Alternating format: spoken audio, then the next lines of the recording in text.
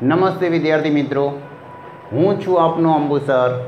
મારી યુટ્યુબ ચેનલમાં આપ સર્વેનું હાર્દિક સ્વાગત કરું છું। મિત્રો, આજે આપણે ધોરણ 11 તત્વજ્ઞાન પ્રકરણ નંબર 1 તર્કશાસ્ત્રની સમજનો ચોથો પ્રશ્ન अनुमान के दलीलનું સ્વરૂપ સ્પષ્ટ કરીશું અથવા આધાર વિધાન અને ફલિત વિધાનની ઉદાહરણ સહિત સમજૂતી મેળવીશું। મિત્રો, अनुमान के दलीलનું સ્વરૂપ સ્પષ્ટ કરીએ પહેલાં આપ નવા છો તો મારી યુટ્યુબ ચેનલને સબસ્ક્રાઈબ કરવાનું ભૂલશો નહીં અને એની બાજુમાં બેલ આઇકોન છે એને પ્રેસ કરો જેથી મારા નવા વિડીયોના નોટિફિકેશન આપને નિયમિત મળતા રહે। તો મિત્રો, શરૂ કરીએ अनुमान के दलीलનું સ્વરૂપ। અત્યાર સુધી મિત્રો મેં તમને 3 પ્રશ્નોની સમજૂતી આપી। કયા 3 પ્રશ્નોની સમજૂતી આપી? નંબર 1, તર્કશાસ્ત્રનો અભ્યાસ વિષય સ્પષ્ટ કર્યો। નંબર 2, તર્કશાસ્ત્રની જુદી જુદી વ્યાખ્યાઓનો અભ્યાસ કર્યો। અને નંબર 3, તર્કશાસ્ત્ર રૂપલક્ષી શાસ્ત્ર છે એને આપણે સમજ્યા। એમાં વિધાનના રૂપો અને દલીલના રૂપોને પણ આપણે સમજ્યા। મિત્રો, अनुमान के दलीलનું સ્વરૂપ સમજાવવું એ પહેલાં તમને ખબર હોવી જોઈએ કે તર્કશાસ્ત્રનો અભ્યાસ વિષય શું છે। તર્કશાસ્ત્રનો અભ્યાસ વિષય તાર્કિક વિચારણા છે। મિત્રો, તાર્કિક વિચારણાને બીજા કયા નામે ઓળખવામાં આવે છે? તાર્કિક વિચારણાને બીજા अनुमान તરીકે ઓળખવામાં આવે છે। મિત્રો, अनुमान એટલે શું? જો મેં અહીંયા પ્રશ્ન કર્યો છે, अनुमान એટલે શું? એક વિચાર પરથી તાર્કિક રીતે સંકળાયેલા બીજા વિચાર પર જવાની માનસિક પ્રક્રિયાને अनुमान કહે છે।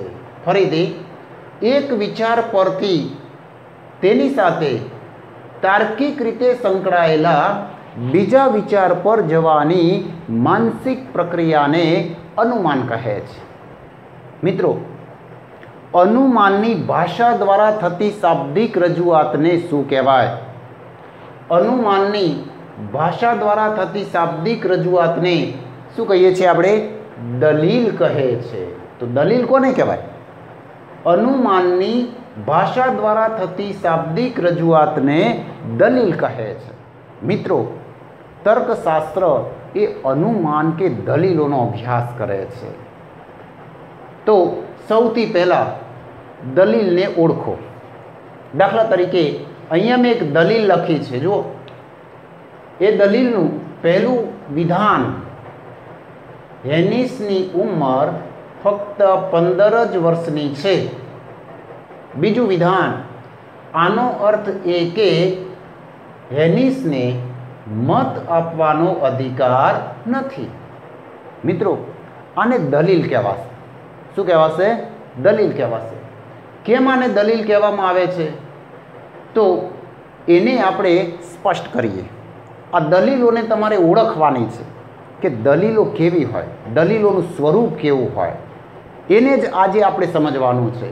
તો મિત્રો, આ દલીલની વ્યાખ્યા ઉપરથી અને એના ઉદાહરણ ઉપરથી આપણે કેટલાક મુદ્દાઓને અહીંયા સ્પષ્ટ કરીશું। કયા મુદ્દાઓને સ્પષ્ટ કરીશું? નંબર 1, પહેલો મુદ્દો, દલીલમાં 2 અથવા 2 કરતાં વધારે વિધાનો હોય છે। દલીલમાં કેટલા વિધાનો હોય? પહેલી વાત, 2 અથવા 2 કરતાં વધારે। દાખલા તરીકે જુઓ, અહીંયા એક પહેલું વિધાન અને બીજું વિધાન, 2 વિધાનો છે। મિત્રો, 2 કરતાં વધારે પણ હોઈ શકે છે। એટલે કે દલીલ એ વિધાનોનો સમૂહ છે। એમાં 2 વિધાન પણ હોઈ શકે અથવા 2 કરતાં વધારે પણ હોઈ શકે, 3 પણ હોઈ શકે, 4 પણ હોઈ શકે, 5 પણ હોઈ શકે, ગમે તેટલા હોઈ શકે છે। નંબર 2, દલીલમાં આવતા વિધાનો એ પરસ્પર કઈ રીતે સંકળાયેલા હોય છે? પરસ્પર તાર્કિક રીતે સંકળાયેલા હોય છે। દલીલમાં આવતા વિધાનો પરસ્પર કઈ રીતે સંકળાયેલા હોય છે મિત્રો? તાર્કિક રીતે સંકળાયેલા હોય છે. આ વસ્તુ જરૂરી છે તો જ દલીલ કહેવાય, બાકી દલીલ પણ ન કહેવાય. દાખલા તરીકે હેનિસની ઉંમર ફક્ત 15 જ વર્ષની છે. આનો અર્થ એ કે હેનિસને મત આપવાનો અધિકાર નથી. આ બંને વિધાનો એ પરસ્પર તાર્કિક રીતે સંકળાયેલા છે. તમને ખ્યાલ છે કે મત આપવાનો અધિકાર મિત્રો 18 વર્ષ પછી મળે છે. અહીંયા એની ઉંમર 15 વર્ષની છે તો એને મત આપવાનો અધિકાર નથી. તો આ બંને વિધાનો પરસ્પર તાર્કિક રીતે સંકળાયેલા છે. પણ માની લો કે હું એમ કહું કે હેનિસની ઉંમર ફક્ત 15 જ વર્ષની છે. આનો અર્થ એ કે હેનિસ આકાશમાં ઉડી શકે છે. તો આ બંને વિધાનો તાર્કિક રીતે સંકળાયેલા નથી. આકાશમાં હેનિસ ઉડી શકતો નથી મિત્રો.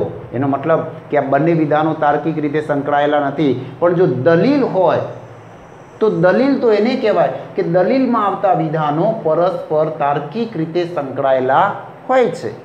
નંબર 3, ત્રીજો મુદ્દો જોઈએ. દલીલ એ માત્ર કથન નથી તો શું છે? પણ સમર્થન કે પુરાવા સાથેનું કથન છે મિત્રો. ખાસ યાદ રાખજો, દલીલ એ માત્ર કથન નથી. કથન નથી મતલબ કે વિધાન નથી, પણ સમર્થન કે પુરાવા સાથેનું કથન છે કે વિધાન છે. દાખલા તરીકે હું એમ કહું કે ભાઈ હેનિસ મત આપવા માટે જાય છે. મતદાન અધિકારી એ હેનિસને મત આપતા રોકે છે કે તને મત આપવાનો અધિકાર નથી. તો કેમ? હેનિસ પ્રશ્ન પૂછે, કેમ મત આપવાનો અધિકાર નથી? તારી ઉંમરનો પુરાવો આપ. તો એ ઉંમરનો પુરાવો આપે છે. તો એની ઉંમરનો પુરાવો 15 વર્ષનો છે. તો મતદાન અધિકારી તરત જ ના પાડી દે છે કે તને મત આપવાનો અધિકાર બનતો નથી, કારણ કે 18 વર્ષ પછી જ મતદાનનો અધિકાર બને છે. તો એનો મતલબ કે અહીંયા કથન નથી માત્ર, અહીંયા સમર્થન કે પુરાવા સાથેનું કથનો હોય છે. અહીંયા પુરાવાઓ આપવામાં આવેલા હોય છે. તો મિત્રો દલીલના જે કથનો છે ને, દલીલના જે વિધાનો છે એ 2 ભાગમાં વહેંચાયેલા હોય. ચોથો મુદ્દો જુઓ. દલીલના કથનો 2 ભાગમાં વહેંચાયેલા હોય છે. કયા 2 ભાગમાં વહેંચાયેલા હોય છે? નંબર 1, એક દલીલકર્તાનું મુખ્ય કથન કે વિધાન. યાદ રાખો, દલીલકર્તાનું મુખ્ય કથન કે વિધાન. અને નંબર 2, મુખ્ય કથનના સમર્થન માટે આધાર કે પુરાવા સાથે રજૂ થયેલું વિધાન. આ 2 વિધાનો ભાગમાં વહેંચાયેલા હોય છે. તો મિત્રો દલીલના કથનોને આપણે 2 ભાગમાં વહેંચી શકાય. દલીલકર્તાનું મુખ્ય કથન અને બીજું મુખ્ય કથનના સમર્થન માટે આધાર કે પુરાવા રૂપે રજૂ થયેલું વિધાન. તો તમને અહીંયા ખબર પડવી જોઈએ કે દલીલમાં મુખ્ય વિધાન કોને કહેવાય કે મુખ્ય કથન કોને કહેવાય, અને નંબર 2, મુખ્ય કથનના સમર્થન માટે આધાર કે પુરાવા રૂપે રજૂ થયેલું વિધાન કોને કહેવાય. એને આપણે અહીંયા સમજીશું. તો એનો મતલબ કે દલીલના મુખ્ય 2 અંગો છે. દલીલના આવશ્યક અંગો 2 છે. દલીલના કથનોને 2 ભાગમાં વહેંચી શકાય છે. એનો અર્થ એવો થશે કે દલીલના આવશ્યક અંગો, મુખ્ય અંગો 2 છે. દલીલના આવશ્યક કે મુખ્ય 2 અંગો કયા મિત્રો? તો એક આધાર વિધાન અને બીજું ફલિત વિધાન. ખાસ યાદ રાખજો, બહુ જ ઇમ્પોર્ટન્ટ બાબત છે. દલીલના મુખ્ય 2 અંગો, એક આધાર વિધાન અને ફલિત વિધાન. તો કોને આધાર વિધાન તરીકે ઓળખવું અને કોને ફલિત વિધાન તરીકે ઓળખવું, કોને ફલિત વિધાન કહેવાય, કોને આધાર વિધાન કહેવાય, એને આપણે હવે સમજીએ. તો જુઓ, મેં તમને હમણાં જ કહ્યું કે દલીલના કથનો 2 ભાગમાં છે. એક મુખ્ય કથન અને બીજું મુખ્ય કથનના સમર્થન કે પુરાવા રૂપે પુરાવા સાથે રજૂ થયેલું વિધાન. તો આ બંને વિધાનોમાંથી કોને મુખ્ય વિધાન તરીકે ઓળખીશું આપણે? ફલિત વિધાનને. મિત્રો ખાસ યાદ રાખજો, ફલિત વિધાન એ દલીલનું મુખ્ય વિધાન છે, ફલિત વિધાન એ દલીલનું મુખ્ય કથન છે અને એટલે આપણે ફલિત વિધાન એ દલીલ કર્તાનું મુખ્ય કથન કહેવાશે।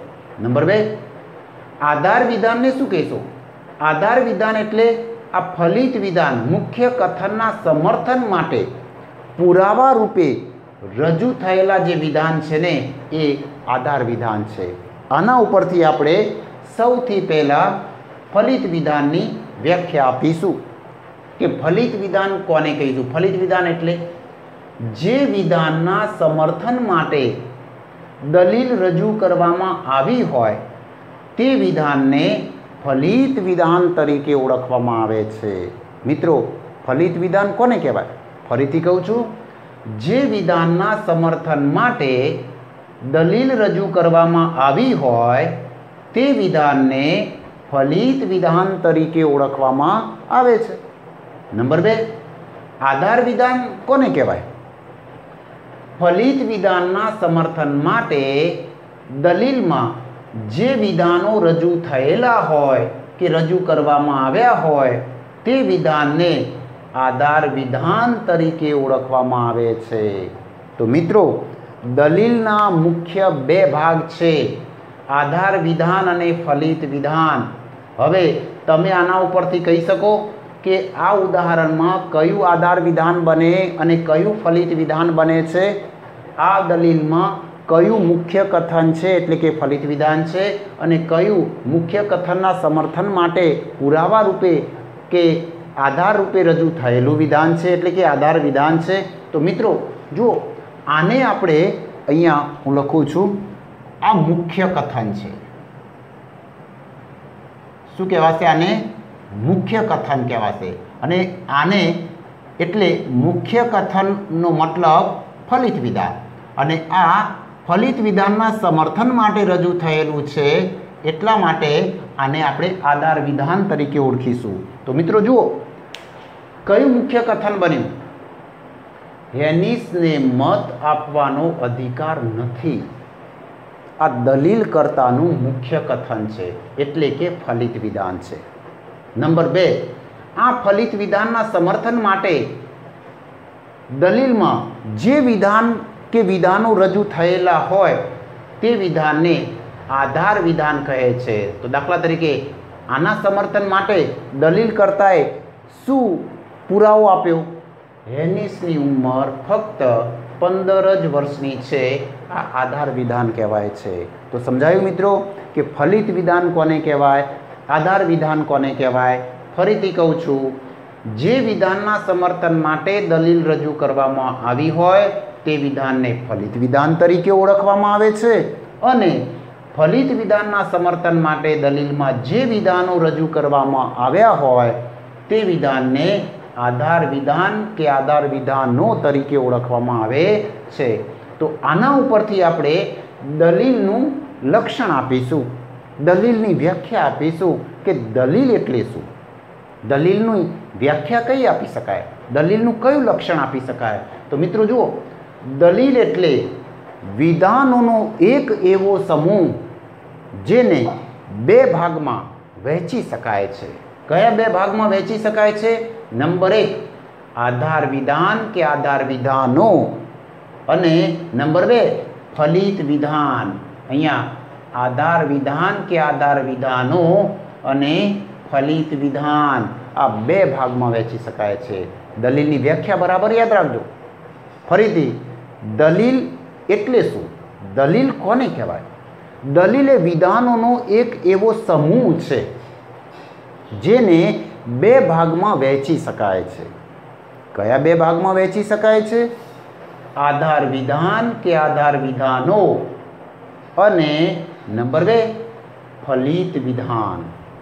અહીંયા દાખલા તરીકે જુઓ, અહીંયા ઉદાહરણ જોઈએ। આ પણ મિત્રો એક દલીલ છે, અહીંયા પણ એક દલીલ લખી છે। જુઓ, નંબર 1, કોઈ પણ માણસ અમર વ્યક્તિ નથી। બીજું વિધાન, અજય માણસ છે તેથી અજય અમર વ્યક્તિ નથી। આને આપણે દલીલ કહીશું। મિત્રો, આ દલીલ 3 વિધાન સમૂહોની છે। કેટલા વિધાન સમૂહોની છે? 3. જો એક પહેલું વિધાન, બીજું વિધાન, ત્રીજું વિધાન. હવે 3 વિધાન સમૂહો 2 ભાગમાં વહેંચાયેલા હોય. કયા 2 ભાગમાં વહેંચાયેલા છે આ દલીલમાં? એક આધાર વિધાન કે આધાર વિધાનો અને બીજું ફલિત વિધાન. તો મિત્રો તમારે નક્કી કરવું પડશે કે આમાં કયું આધાર વિધાન છે અને કયું ફલિત વિધાન છે. તો જુઓ, આ ફલિત વિધાન છે અને આ બંને આધાર વિધાનો છે. આધાર વિધાનો. કેમ આધાર વિધાનો? કારણ કે 2 વિધાનો છે એટલે આધાર વિધાનો. અહીંયા એક વિધાન હોય તો આધાર વિધાન, અહીંયા 2 વિધાનો છે એટલે આધાર વિધાનો. તો આ દલીલ છે મિત્રો, ખાસ યાદ રાખો. દલીલને ઓળખો, તમારે દલીલને ઓળખવી પડશે. તો મિત્રો દલીલ એટલે વિધાનોનો એક એવો સમૂહ જેને 2 ભાગમાં વહેંચી શકાય. કયા 2 ભાગમાં વહેંચી શકાય? આધાર વિધાન કે આધાર વિધાનો અને ફલિત વિધાન. તો કોઈ પણ માણસ અમર વ્યક્તિ નથી, પ્રથમ આધાર વિધાન છે. અજય માણસ છે, બીજું આધાર વિધાન છે. તેથી અજય અમર વ્યક્તિ નથી, એ ફલિત વિધાન છે. સમજાય છે મિત્રો? તો આપણે દલીલનું લક્ષણ અને ઉદાહરણ આપ્યું. દલીલના લક્ષણ અને ઉદાહરણ ઉપરથી આપણે કેટલાક મુદ્દાઓને સ્પષ્ટ કરીશું. મિત્રો દલીલના સ્વરૂપને સમજવા માટે દલીલના લક્ષણ અને ઉદાહરણ ઉપરથી આપણે કેટલાક મુદ્દાઓ સ્પષ્ટ કરીશું. કયા મુદ્દાઓને સ્પષ્ટ કરીશું જે તમને સમજણમાં પડે? એ પહેલો મુદ્દો જુઓ મિત્રો, જ્યાં દલીલ હોય ત્યાં આધાર વિધાન અને ફલિત વિધાન હોય જ છે. ખાસ યાદ રાખો, દલીલ હોય ત્યાં આધાર વિધાન અને ફલિત વિધાન હોય જ. જો દલીલ ન હોય તો આધાર વિધાન અને ફલિત વિધાન પણ હોતા નથી. સમજાય છે મિત્રો? તો અહીંયા બીજો મુદ્દો, આધાર વિધાનના સંદર્ભ વગર ફલિત વિધાનનું અને ફલિત વિધાનનો સંદર્ભ લાવ્યા વગર આધાર વિધાનનું વર્ણન થઈ શકે નહીં. ખાસ યાદ રાખો, મેં તમને હમણાં જ કહ્યું કે દલીલની અંદર આવતા આધાર વિધાન અને ફલિત વિધાન એ પરસ્પર સાપેક્ષ પદો છે. મિત્રો ખાસ કેમ સાપેક્ષ પદો કહેવામાં આવ્યા? કારણ કે આધાર વિધાનનો સંદર્ભ વગર ફલિત વિધાનનું વર્ણન થઈ શકતું નથી. ફલિત વિધાનનો સંદર્ભ લાવ્યા વગર આધાર વિધાનનું વર્ણન થઈ શકતું નથી. મતલબ કે આધાર વિધાન ન હોય તો ફલિત વિધાન પણ ન હોય, અને ફલિત વિધાન ન હોય તો આધાર વિધાન પણ હોતું નથી. એટલે આધાર વિધાન અને ફલિત વિધાન એ પરસ્પર સાપેક્ષ પદો છે. નંબર 3, ત્રીજો મુદ્દો જુઓ, કોઈ પણ વિધાન સ્વતંત્ર રીતે આધાર વિધાન કે ફલિત વિધાન હોતું નથી, પણ માત્ર વિધાન જ હોય છે. ખાસ મહત્વની વાત, કોઈ પણ વિધાન એ સ્વતંત્ર રીતે રજૂ થયેલું હોય તો એ આધાર વિધાન કે ફલિત વિધાન હોતું નથી, પણ માત્ર વિધાન જ હોય છે. દાખલા તરીકે હું અહીંયા તમને ઉદાહરણ 5 વિધાનો બોલું. આ 5 વિધાનો તમારે યાદ રાખવાના નથી, ખાલી સમજવા માટે હું અહીંયા કહું છું. દાખલા તરીકે પહેલું વિધાન, કોઈ પણ માણસ અમર વ્યક્તિ નથી. નંબર 1. બીજું વિધાન, આજે રવિવાર છે. ત્રીજું વિધાન, અજય માણસ છે. ચોથું વિધાન, આવતીકાલે સોમવાર થશે. અને 5મું વિધાન, અજય અમર વ્યક્તિ નથી. તો મેં અહીંયા 5 વિધાનો રજૂ કર્યા. આ 5 વિધાનો એ સ્વતંત્ર વિધાનો છે મિત્રો. કેવા છે? સ્વતંત્ર વિધાનો છે. એને અહીંયા આધાર વિધાન કે ફલિત વિધાન કહી શકાય નહીં. જુઓ, અહીંયા એ આધાર વિધાન અને ફલિત વિધાન બની શકે છે કે કોઈ માણસ અમર વ્યક્તિ નથી, અજય માણસ છે, અજય અમર વ્યક્તિ નથી. એ આધાર વિધાન ફલિત વિધાન બની શકે છે. પણ જો હું અહીંયા સ્વતંત્ર વિધાન તરીકે રજૂ કરું છું તો એ આધાર વિધાન કે ફલિત વિધાન બની શકતા નથી. એ માત્ર વિધાન જ કહેવાય છે. અને ચોથી વાત, કોઈ એક દલીલમાં ફલિત વિધાન હોય એ જ વિધાન બીજી કોઈ દલીલમાં આધાર વિધાન પણ હોઈ શકે છે. ખાસ યાદ રાખો, એક દલીલમાં ફલિત વિધાન હોય તે બીજી કોઈ દલીલમાં આધાર વિધાન પણ હોઈ શકે।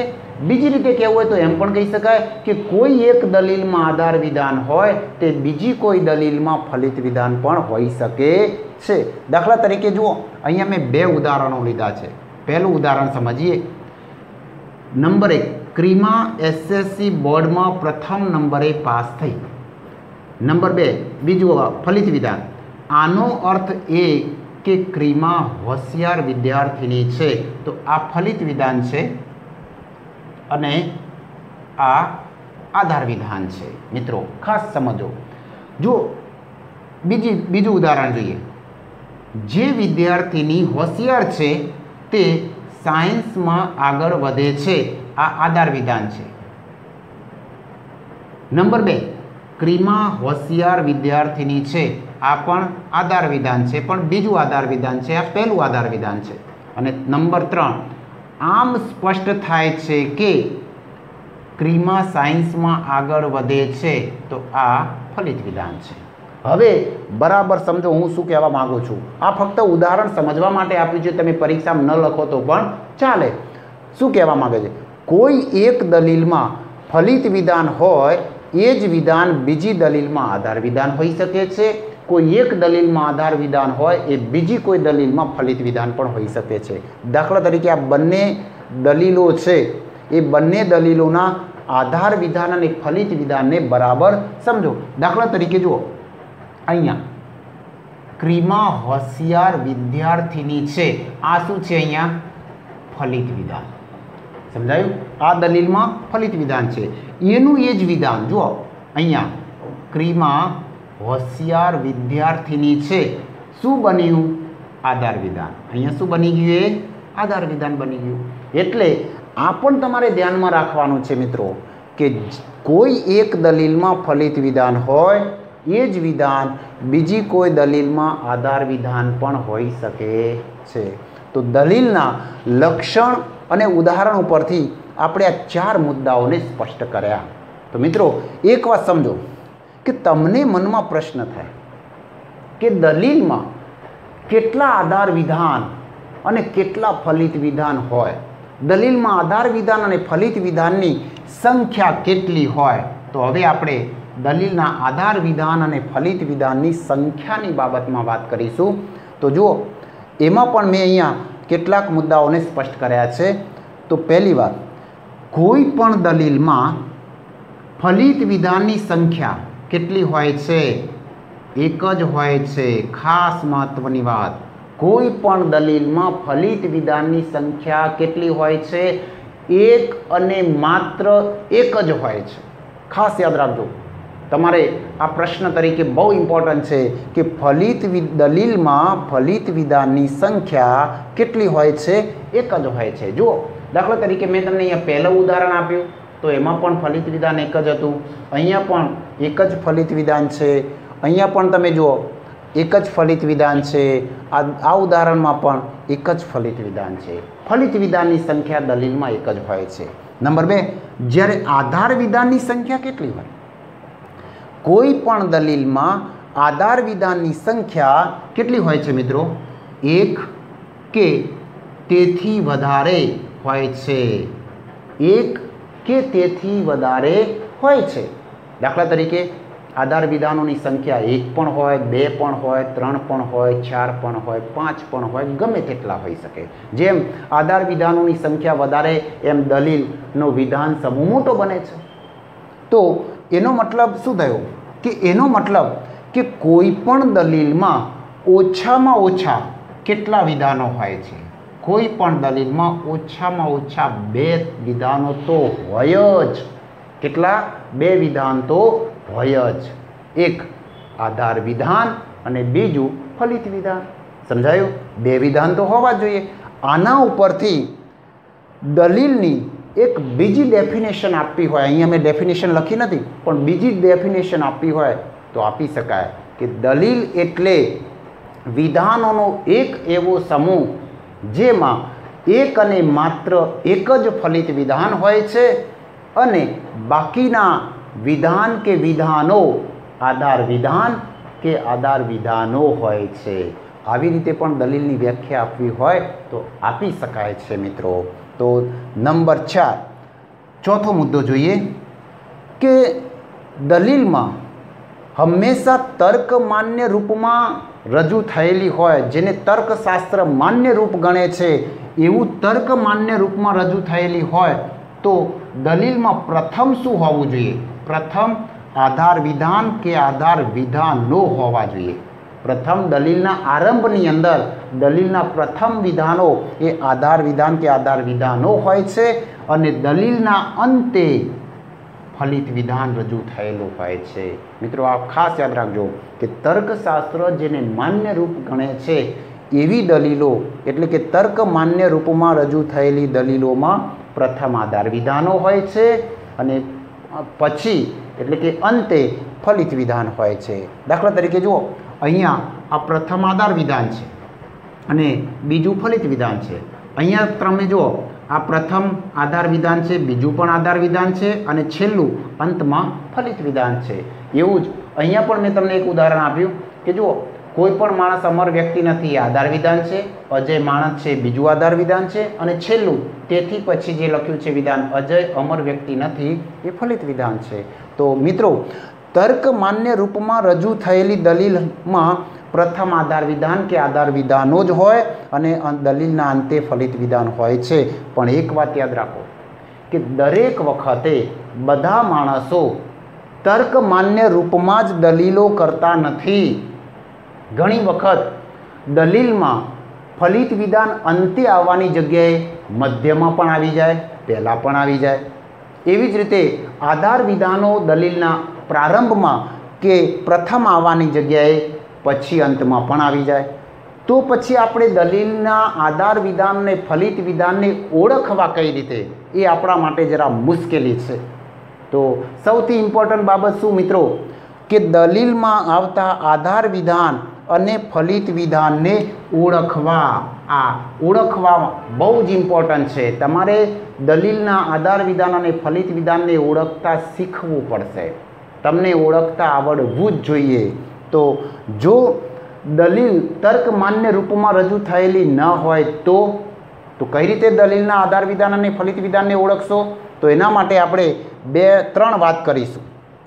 દલીલના આધાર વિધાન અને ફલિત વિધાનને ઓળખવા માટે હું તમને 3 મુદ્દાઓ સમજાવું। પહેલી વાત, ફલિત વિધાન નિર્દેશકો।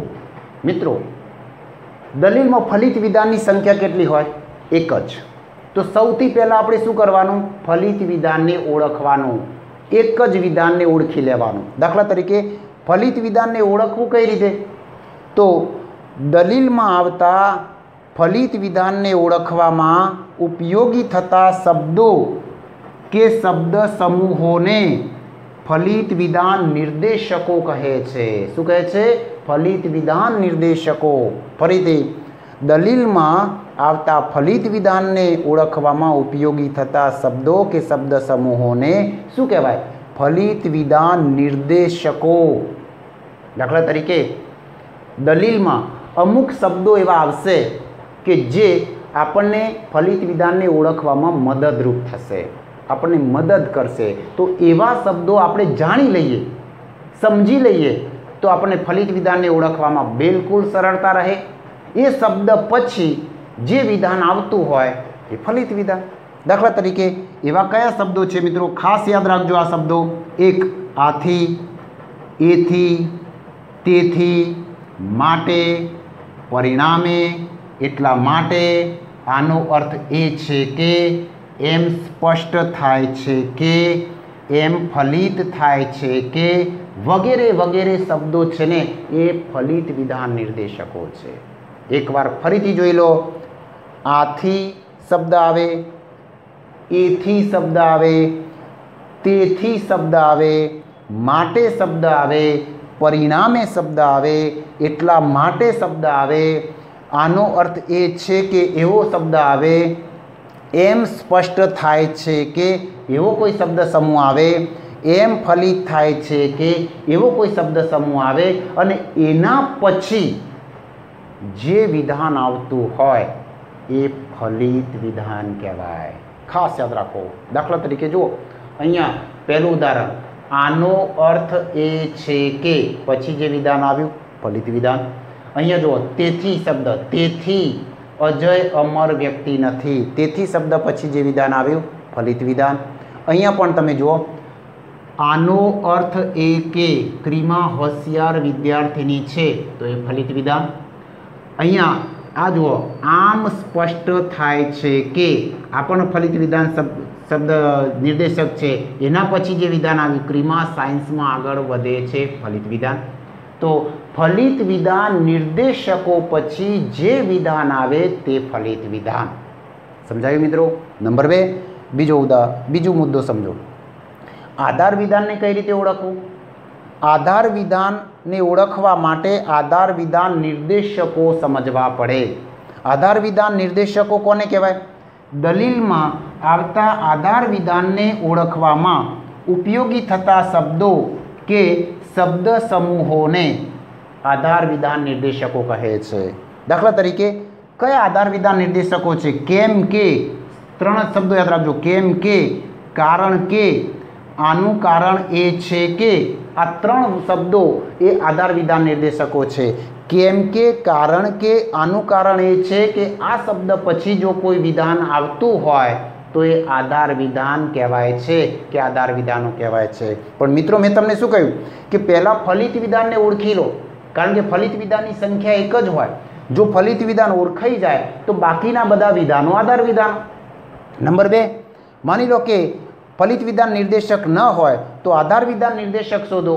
તો આધાર વિધાન નિર્દેશક પછી જે વિધાન આવતું હોય એ આધાર વિધાન, તો બાકીનો વિધાન છે એ એક ફલિત વિધાનને ઓળખવામાં તમને સરળતા રહે છે. પણ ઘણી વખત એવું બને કે ફલિત વિધાન નિર્દેશક કે આધાર વિધાન નિર્દેશક આપેલા ન હોય તો દલીલમાં આધાર વિધાન અને ફલિત વિધાનને કઈ રીતે ઓળખવા? તો એના માટે હું ત્રીજો મુદ્દો સમજાવું છું કે તમારે દલીલમાં 2 પ્રશ્નો પૂછવા. કયા 2 પ્રશ્નો પૂછવા?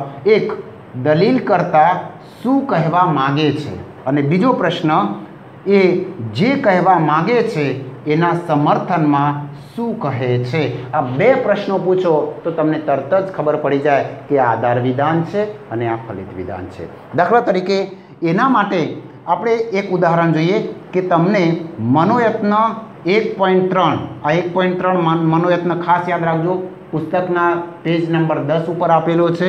મનોયત્ન 1.3 જે તમને પરીક્ષામાં 2 ગુણમાં પૂછાઈ શકે છે. એમાંથી મેં અહીંયા એક દલીલ લીધી છે. નંબર 1, દરિયામાં ભરતી આવશે, આ એક વિધાન છે, અને બીજું આજે પૂનમ છે, આ બીજું વિધાન છે. હવે આ બંને વિધાનો 2 જ વિધાનો છે. આ દલીલ છે પણ 2 વિધાન સમૂહોની છે. આ બંનેમાંથી કયું આધાર વિધાન અને કયું ફલિત વિધાન તમે ઓળખી બતાવો. તો આમાં ઓળખવા માટે જુઓ અહીંયા કારણ કે શબ્દ આપેલો છે. આ કારણ કે શબ્દ એના પછી જે વિધાન આવતું હોય એને શું કહીશું? આધાર વિધાન. તો આ આજે પૂનમ છે એ આધાર વિધાન છે. તો હવે બાકી વધ્યું શું? બાકી વધ્યું એ ફલિત વિધાન. તો અહીંયા દરિયામાં ભરતી આવશે એ ફલિત વિધાન છે. તો તમે એ રીતે તમે દર્શાવી શકો છો. તો મિત્રો અહીંયા મેં તમને અનુમાન કે દલીલનું સ્વરૂપ સમજાવ્યું અને આધાર વિધાન અને ફલિત વિધાનને પણ આપણે ઉદાહરણ સહિત સમજ્યા. તો અહીંયા તમને આ પ્રશ્નની મજા આવી હશે. ઉદાહરણ સાથે મેં તમને સમજાવ્યું. હજુ પણ તમને મનમાં કોઈ પ્રશ્ન હોય તો નીચે કોમેન્ટ બોક્સમાં જરૂર લખીને મોકલો. અને હજુ સુધી તમે મારી ચેનલને સબસ્ક્રાઈબ ન કરી હોય તો સબસ્ક્રાઈબ પણ કરી લો. અને મારો વિડીયો ગમ્યો હોય તો તમે લાઈક જરૂર કરો.